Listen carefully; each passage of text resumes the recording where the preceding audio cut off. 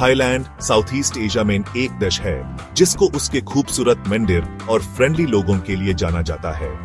इसको मुस्कुराहटों का देश, लैंड ऑफ स्माइल्स कहना कोई अजीब बात नहीं है। थाईलैंड का इतिहास बहुत अमीर है।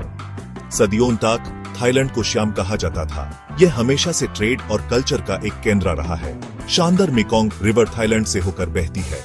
इसके पानी ने सदियों से जीवन और सभ्यता को पोषा है। चलिए समय में पीछे जाकर थाईलैंड के दिलचस्प इतिहास को एक्सप्लोर करते हैं। कभी साउथ ईस्ट एशिया में शक्तिशाली साम्राज्य उभरे और खत्म हुए।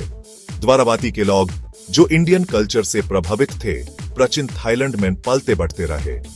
खमेर साम्राज्य जो अंकोर वाट जैसे अपने शानदार मंदिरों के लिए प्रसिद्ध है, ने भी थाईलैंड के कुछ हिस्सों पर राज किया।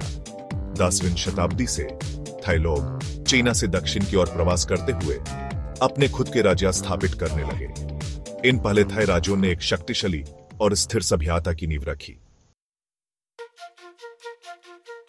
13वीं शताब्दी में सुखोथाई राजा की स्थापना के साथ थाई इतिहास में एक नया युग शुरू हुआ।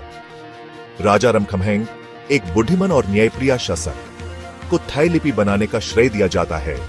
सुखोथाई कला, धर्म और व्यापार के केंद्र के रूप में फ्लरिश हुआ। सुखोथाई के बाद अयुठाया राज्य का उभार हुआ।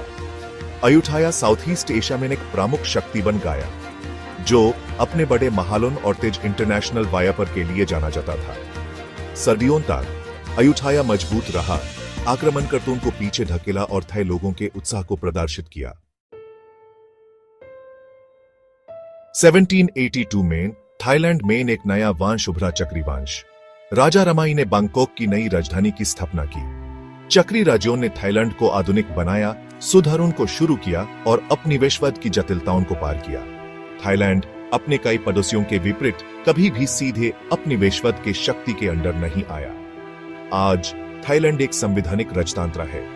यह तेजी से बढ़ती अर्थव्यवस्था और एक अनोखी सांस्कृतिक विरासत वाला एक वाइब्रेंट लोकतंत्र है।